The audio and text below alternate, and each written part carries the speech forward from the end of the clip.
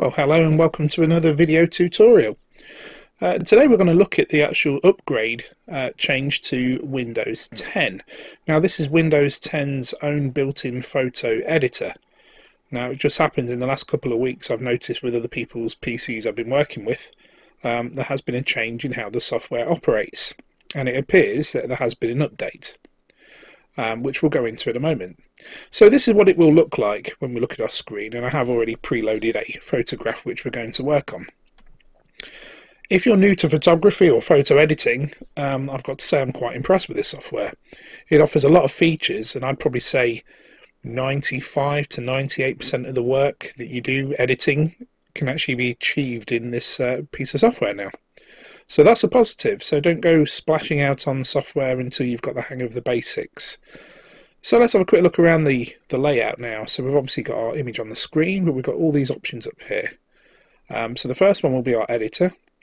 This one is to rotate the image. So if we click on that, we can flip it around, which can be useful. That's obviously our delete button. If we click on there, that will favourite it. And this one's extremely useful, especially for photographers. If we click on that, it will reveal our information, such as when the photograph was taken, the size of the image, and obviously other camera settings, which is quite useful, especially for beginners, because you can actually look at your photograph and see what was right or wrong. So in this case it's quite dark, shooting quite fast. That's going to have an impact on how dark or bright this image is, and also ISO 400. So for those of you in camera clubs, you'll see that that could have been fixed. However, this is actually what I wanted to achieve, which we'll come on to later. And then we have this option here, which is to share. So if you would click on that, it would take you to the option to share on Facebook, etc. And then these three dots imply we've got more options. And if we go down here, it does have more options. We can print, we can resize image, go full screen if you just want to view it in a slideshow, that option's there. And there's more you can get from the store. Also, it gives you the option now of creating a video, which we won't be looking at in this tutorial. Now our info panel on the side, we can just close that just by clicking on the cross, and then here we have the option to go full screen. We can then make it actual size, and then we can zoom in and zoom out. So we zoom in, zoom out. Also, you can use the scroll wheel on your mouse if you've got one. That will allow you to scroll in and out also. So we're looking at editing, so let's go to our edit option here. And up comes all of our menus. Now I should also point out, if you have the old one, or if you preferred the old one, that is still actually available. It refers to it as a legacy option. So if I just go back a moment, let's just see if we can find this.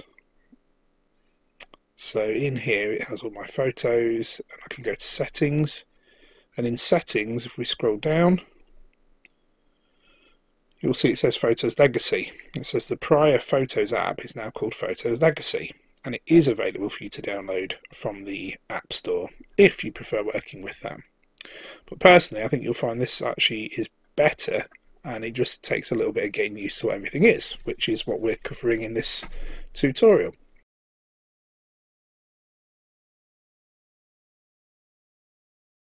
So let's go to our edit button at the top here, and then up opens the editor. Now this is telling us our ratio. It's 6000 by 4000, which was 3 by 2.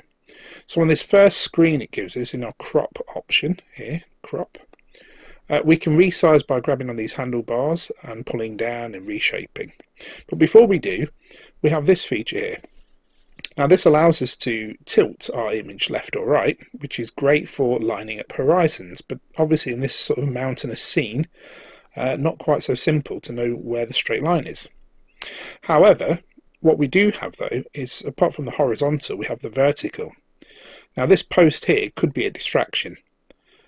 So what we can do is, if I was to simply click here and drag slowly to the side, you'll see we get these lines up here which allow us to line things up. So going that way is tilting it all over to the right, and if we go that way, looking at that lamppost, we can straighten it to get that vertically correct.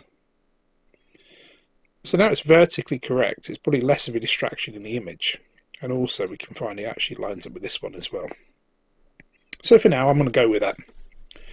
Now the other option is when it says free here, that's because at the moment it's a freehand. We can take one of these bars, slide it up or down. And for those of you who are new to photography, you'll notice that when we click on the bars, we actually get a grid of thirds so that we can apply our rule of thirds automatically. But clicking back here on where it says free, we actually have all these options, which saves us a lot of time. So for example, if we wanted a square image, because that's our intention, simply click on square. We can still resize, but it's going to keep that aspect ratio. But now by doing so, once we release and let go, it will zoom into that. So now we could literally recompose our image to get the feature we want. So for example, this tree, I might want that on the third at the top. And that's what it would look like square. Or I might want a 5x4. So if I go back down the bottom and click on 5x4, I've changed the aspect ratio again. And again, I can play with my thirds. So even in this one image, we may have multiple shots we can use. So we could put this rock formation at the bottom and go with that. Now we're going to talk about saving in a moment, but if that was a shot you kind of liked and your first step is to go through these and see how many compositions you can get from one photograph, thankfully up here it automatically has it set for save as copy. But if we click on the pull down at the side and we click save, it would write over the original file. So save as copy as default is great. You can click on that and then rename it. So you could save multiple images to come back and work on shortly. But typically you're going to probably go with the obvious sort of 3x2s, 4x3s, and it's nice that it does sort of landscape mode or portrait mode. So that makes things a lot easier, and as I say, you can just simply resize the image and it will zoom in. And then we also have the option to click back on original to take it all back to its full size, or the official ratio, and then we've got freehand, which again allows us to pull in shape accordingly. Now we can always come back up to the top here and click the undo button, which will take us back through all the steps we've gone through, which is handy. Or we can do reset. Now I think if I do reset, it will probably take me all the way back to the start. And yes, it has. So in other words, that's no longer on the horizon vertical. The horizontal change has now been lost. So I can always go and reset that again. Let me go to that and just tweak it. There we go. So for now though, I'm going to actually go with a 16:9. And if I just take my handlebar, let's just go for a typical sort of thirds rule. There we go. So we're going to work with that, so I'll click on done. And that is how we crop our images.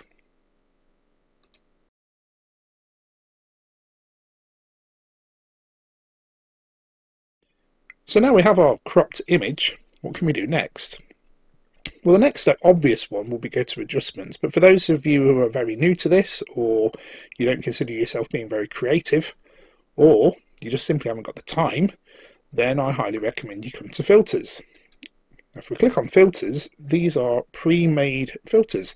They will literally apply changes, cosmetic changes to your image. So for example, if I go for punch, what it's done is made it a little bit more contrasty. If I go to vivid cool, you can see the image has gone more blue, certainly a cooler shade. And then we can even go into black and white. And there is a range of black and whites we can choose from. So that's a good option. Also there's some special effects down the bottom like film to make it look like old film and other things. And we can also change the intensity by moving this slide. So taking it all the way down gives us our original, and then we can just bring in some of that effect. So let's do that with the vivid cool. There's our original, but we can just introduce a little bit of it. And we could be happy with that. There's also the option, if you're really stuck and not sure what to do, you can click on Auto Enhance. And that's going to try and bring all of the brightness and stuff up and do what it thinks is the best option for your picture. And in some cases that's pretty good. But there's many times when we want full control over our image. So in that case, what we would do is we're going to go to Adjustment instead.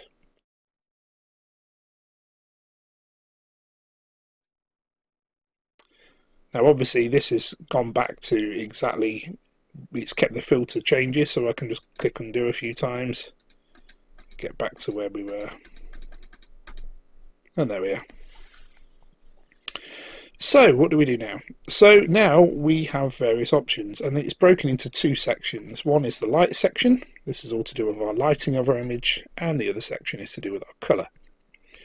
So with our lighting, the first thing is exposure. Exposure really is the overall brightness of the whole image, not a particular frequency spectrum. So when I say frequency spectrum, obviously dark colours and dark tones are in the low end of the spectrum, and light colours are in the bright end of the spectrum. So it's always quite useful really to come to the exposure, and obviously you can darken your image or you can take it up. Now, as a sort of rule of thumb, especially on something like this, I'd probably take it halfway on the up, because we know it's on the dark side, so we'll take it up to about there, and then I'll come back to brightness, because the problem with brightness is if we take it full extreme, we could lose a lot of the sky detail which we have here. But I always recommend actually take everything to the extreme, go the opposite way, so it's almost black. Take it to the extreme, and sometimes from the extreme come down until you find what you like. So let's just show you that again. If I take it back up, there's no cloud detail here, but as I start to come down, it's coming back in. Now from there it's just getting dark, so if I can find that sweet spot, which is around about there, then I could then go back to my exposure and either increase it or decrease it. So let's take that up a little bit more. Now contrast, people misunderstand what contrast is, but contrast gives us punch, because what it's doing is it's emphasising the difference between the bright and the dark areas.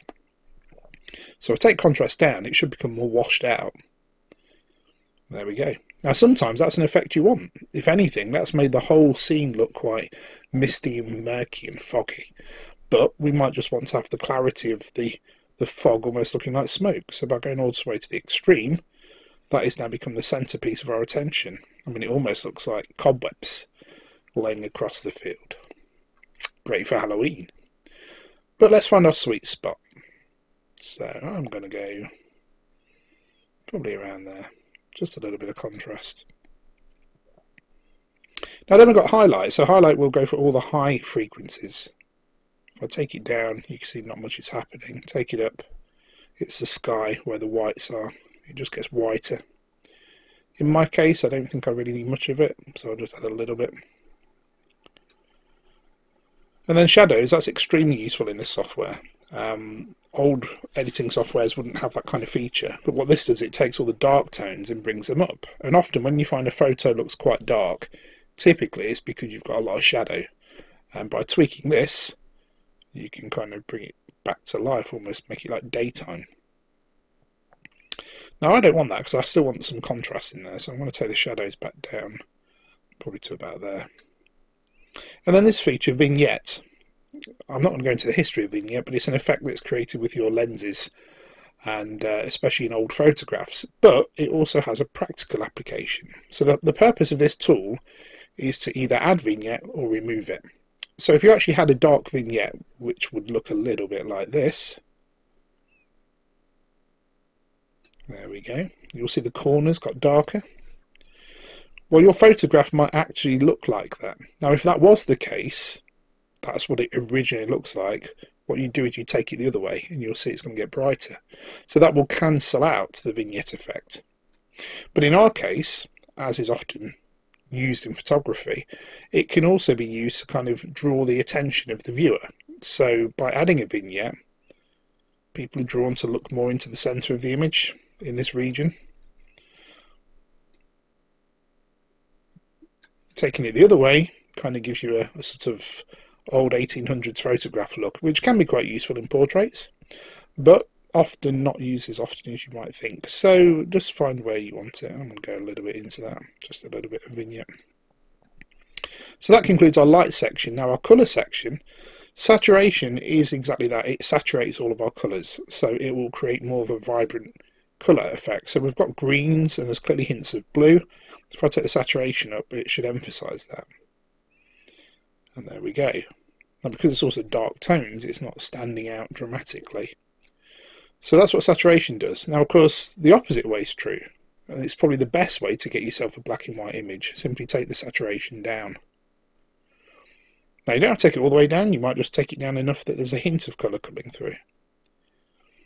Now if we were to do that, then on the next tab, so I've took saturation down to sort of 20% off the bottom, we have warmth. Now warmth means it will either add slightly more yellow tone to it, which is the warmer tone, or slightly more blue, which will then give us a cooler tone. So if I was to take it in the cooler direction, you'll find that we move into a sort of blue tone, which is nice and cool. We might just want a little bit of that. If we go the other way, it's probably going to look more like a sepia tone because we're warming it. And again, by changing that saturation depth from pure black and white to bringing in a hint of colour, that can have an effect. So now it's looking more like an evening sunset with mist. Whereas if we take that the opposite way, it's clearly looking like a morning, because that's typically what happens. The warmer tones are in the evening and cooler tones in the morning. Now tint is exactly that. That will allow us to add green if we go to the left, and pink/magenta if we go to the right. And the reason for that is they cancel each other out. So if you've got an image that seems slightly green, you might just move it towards the magenta, which would then take it more to a neutral colour, and vice versa. But of course we can use this for creating dramatic effects. So I might turn the saturation up, and I'm going to go a little bit warmer, and then I'm going to go very Martian. So we've got these red tones and purples. Or we can go very cool.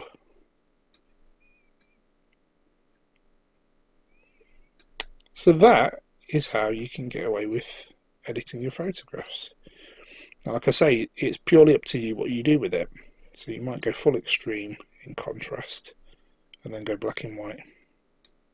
And even if you go black and white, these tones will have an impact because it's still playing with the colours underneath. So you see that's kind of cool is losing it. That's bringing us more light back into the image, and vice versa. So if we like high contrast black and white images, then obviously put it into black and white and play with it.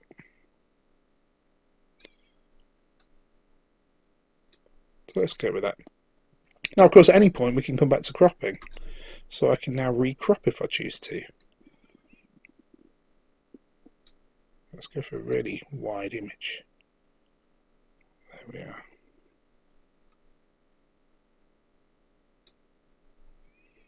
Okay. Now I can save that if I choose to, but there's some other features we have in this version. So we've already talked about filter. Now markup, what that allows you to do, and it's probably better if you take photographs of documents, but it will allow you to write on it. So here down the bottom we have pens, and we can choose which pen or highlighter we want to use and simply write on it. Just like that. And then obviously export it if we choose to. So let's just take that off. So that can be useful. It might be you're demonstrating something, you want to draw a circle around it. This could be a photo that someone sent to you for proofing, and you actually have to point out that there is actually a bird in the shot. And if we just zoom into that, so if I go back to my adjustments and zoom in, there we are. Bird caught in flight. So next, what else do we have? Now this is a nice feature. I don't recall this on the previous version, but it's certainly going to make a difference to people that are working for the first time in a photo editor. So retouch is a spot fix. And that means we can remove things. So if this was a portrait and someone's got a mole on the face that they kind of don't like, you could simply get rid of it. Now how does it work? Well, we have a side bar here with a slider that we can make it bigger or smaller, as you see on the center of the screen. The other thing I've observed is that we can actually, if we hover over like this bird, I can use my wheel on my mouse and just start to zoom in. Now let's just say we wanted to get rid of that bird. All we have to do is put the circle over it and then simply left click, and it takes care of the rest. If I zoom out, where was the bird? You wouldn't have a clue. Let's put it back. And I thought I'll really test this. So for example, if you kind of are distracted by what's on this hill here, I mean it looks like it probably is a cow, I could just simply take that, click on that, and it's gone. If I don't like the fact it's created a lump, we'll click again. And it's changed it again. So it certainly gives you some power. Now, how clever is this? Well, I was quite surprised. It's not that bad. So even to get rid of this tree, if I zoom out, let's just make this a little bit bigger. There we go. So we've got the whole tree in that shot now. Let's just go a bit more. Let's give this a click. Okay, now it's created a bit of artifacting, but that's because it's picking up this tree at the side. So let's just click on that. Click on that. Again. And again. Now, if you didn't know this and you saw it for the first time, you probably wouldn't be able to tell. But remember, this is a free install with your Windows 10. More advanced packages, you're paying for the extra power of its AI and how it processes images in that kind of respect. But it's extremely useful. So for example, as we've said, having this bird in the shot might ruin it, or having that cow on the hill. And now, very easily, you can take it out using this. So for example, I actually like this. I'm going to save this. So let me just save a copy. Okay, so having saved that now, I actually can see another image in here that I think I want to tweak. So if I click back on my editor, and this time I'm going to go for a square. And I'm just going to scroll right along to this side.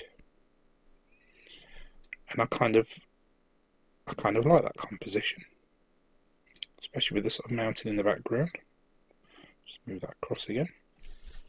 Now, of course, the biggest distraction here is actually now that bird, so that's exactly the opportunity now to take my little spot fixer, probably zoom in, and just make sure I've got the bird. And there we are. What a difference. Just like that.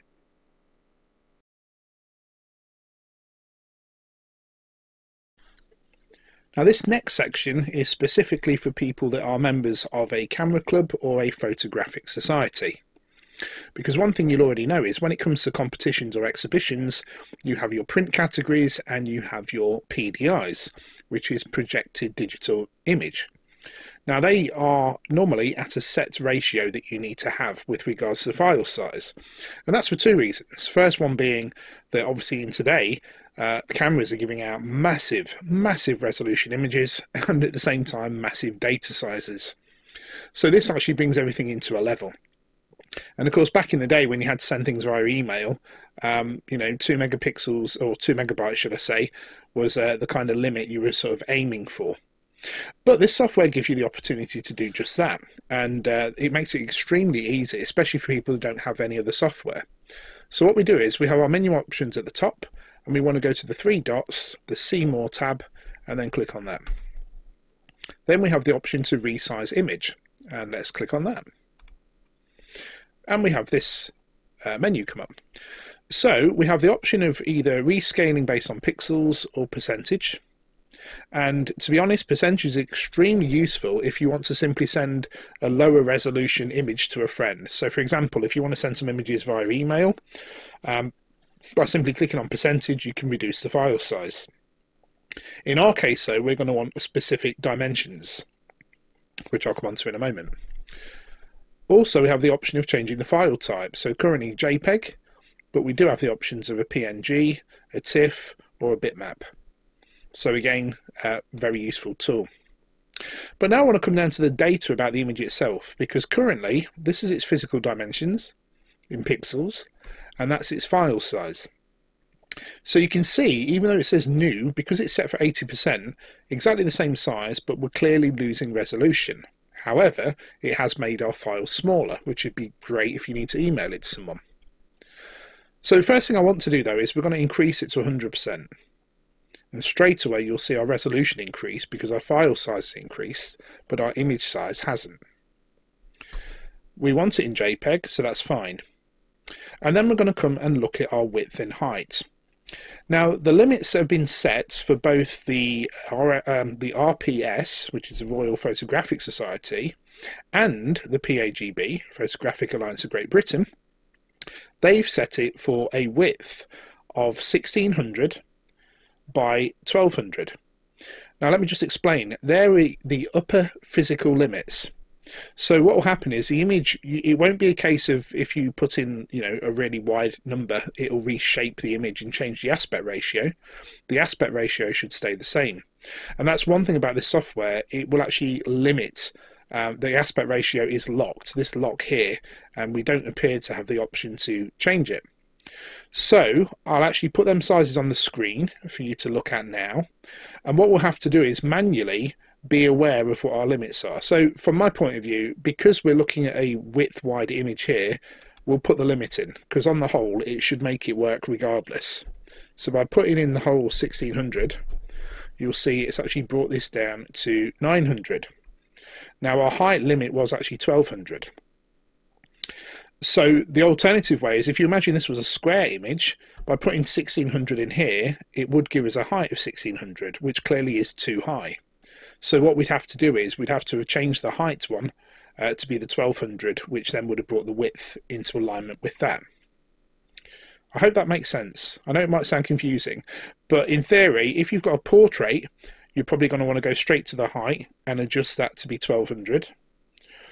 If it's a landscape, you're probably going to want to come straight here and do 1600. And on the whole, this should work. If you've got a square, then obviously the maximum is going to be based on height, so it would need to be 1200, and they should both then become 1200.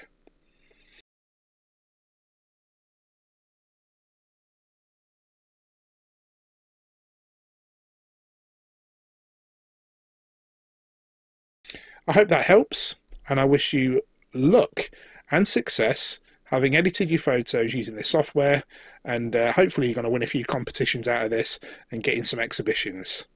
So good luck to you all, and God bless.